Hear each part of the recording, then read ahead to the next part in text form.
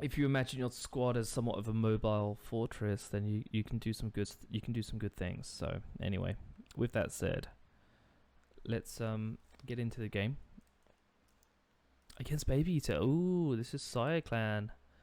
So yeah, and Cardboard Ninja, this is actually kind of significant at this point. So let's see what happens with these two teams on our map today. And I want to get my sound here.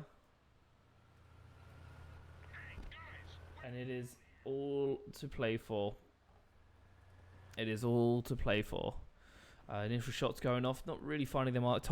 Toxic taking some hits from the enemy Kaiju, I think, sneaking around the back somewhere over there, and as well as that, Video Dead taking some to the face as well. Enemy artillery really being quite unforgiving today, incoming with the wretches as well. So I would predict the UKCO can't really afford to sit around for too long.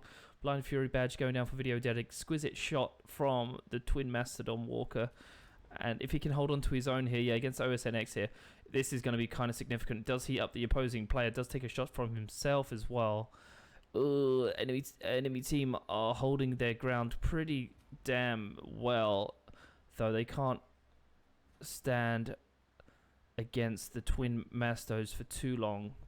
Something has to be done at this point, and it seems as though enemy team are mobilizing towards that Masto of Video Dead, and he's going to find himself in a lot of trouble as he has been left by his team. Gets super heated. That's not going to help him. If we can get another volley onto Cardboard Ninja, yes we do. Yeah we do. There we go. Finally some assistance for him. That's exactly what he needed. And now here we go. This is why people are absolutely terrified of Mastodons. The revenge is on the way. That's first blood. Well played there for Video. For his team, that's now 3 versus 4. Against Sire Clan, and shells are still going. We've got 16 rounds remaining for Video Dead. He was backed up really well there by the Aurora Punisher of Valiant, and the numbers just keep on coming. Okay, CO UK pretty much have full reign of the map at this point. OSNX takes a big hit. He's the next to go down. 2 people remaining for Sire Clan, and it's very much stacked against them at this point. Making themselves at home. UKCO just going to go and waddle over to the point. They've almost captured the whole thing for their squad. And into the next round, we'll see if we can get a straight shutout with the 2 wins, or it's just going to be a little bit more of a competitive back and forth. Welcome in. I see you.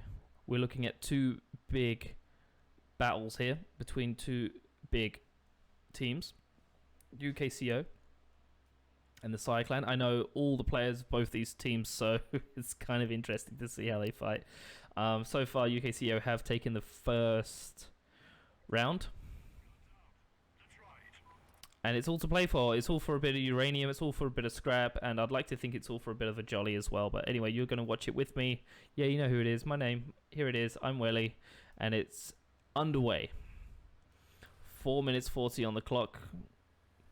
Enemy team are not afraid of really revealing themselves. Again, aggressive play with the Kaiju. That is kind of significant. Shots out from the Mastodons. They can brush off most of that damage from the Kaiju, if I'm quite honest. So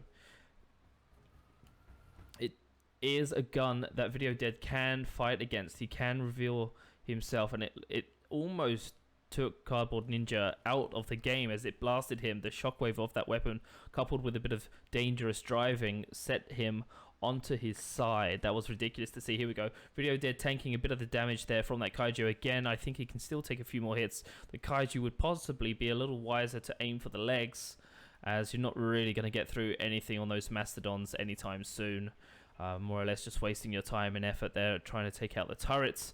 Good shots here.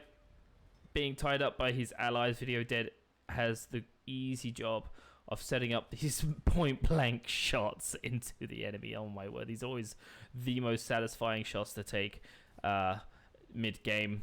3 people down.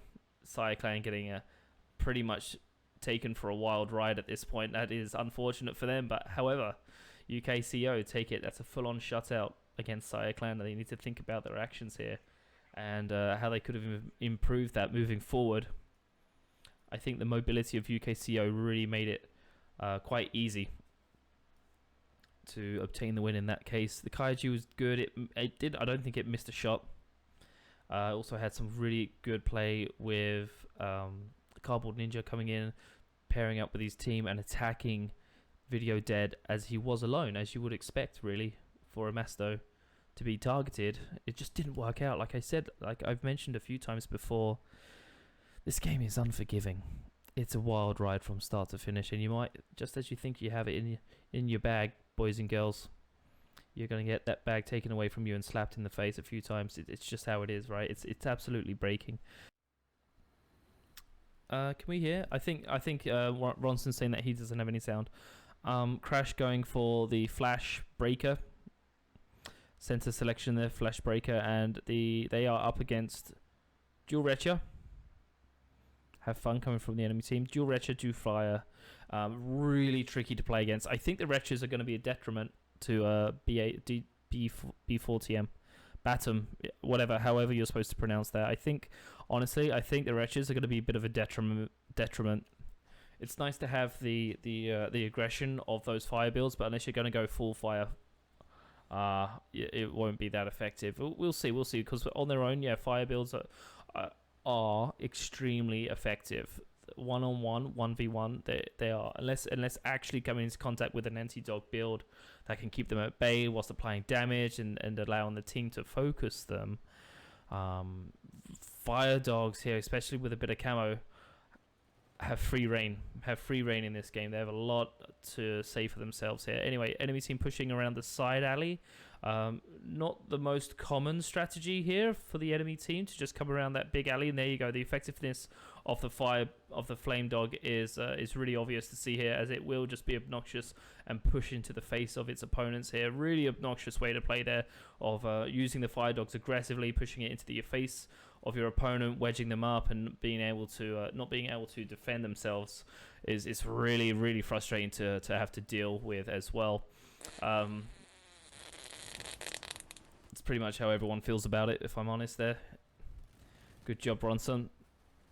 Going down for Toxic as well. He's on fire. He's taking damage. Have been able to claw one back from the enemy team. Val, again, in a really good spot to clutch it up if he could.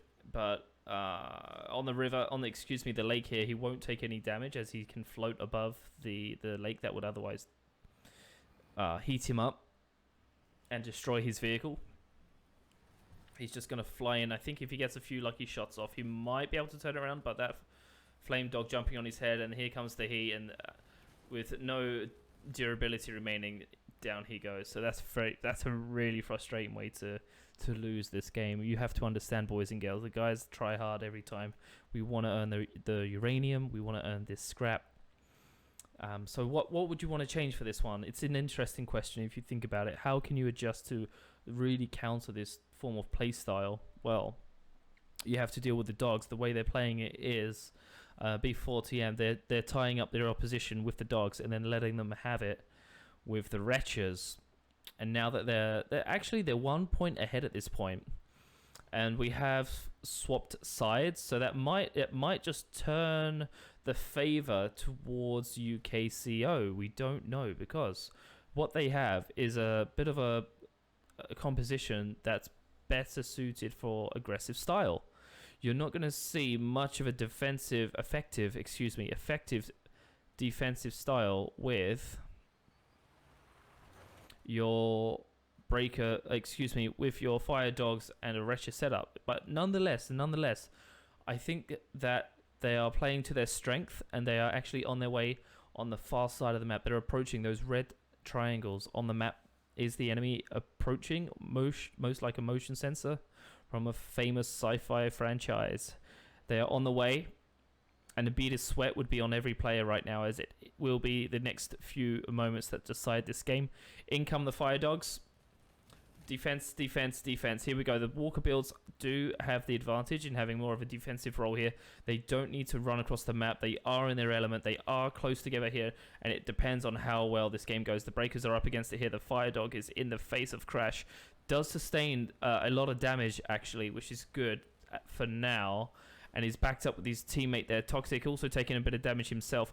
We can't seem to get through that thick front side of the Fire Dog, but there we go, actually taking one down, 2 down actually for the enemy team, losing the Val Valiant. That's our Punisher build with the Aurora on the front. Really quite a significant loss for us. So it's 3 versus 2, 2 versus 2, and the Walker gets flipped onto its side. Toxic on fire. We still have machine guns for both sides. I believe Toxic is perhaps the only sole survivor that's willing to put damage out. Video dead now. His last one left. Could do with a good hit, but I don't think it's going to happen for him. Real unfortunate loss there. Real unfortunate loss. I think they would love to have a rematch against B4TM, as they deserve the win. They done well. They played to their strengths. They were lucky with the strategy from the opposing team on the last round. But it sometimes Fire Dogs, if they get you up onto their side, if you get your weapons stripped out super early, it ruins your game. It ruins your game. And if you're in this driver's seat, you know it. You feel it. Everyone sees it. Yeah.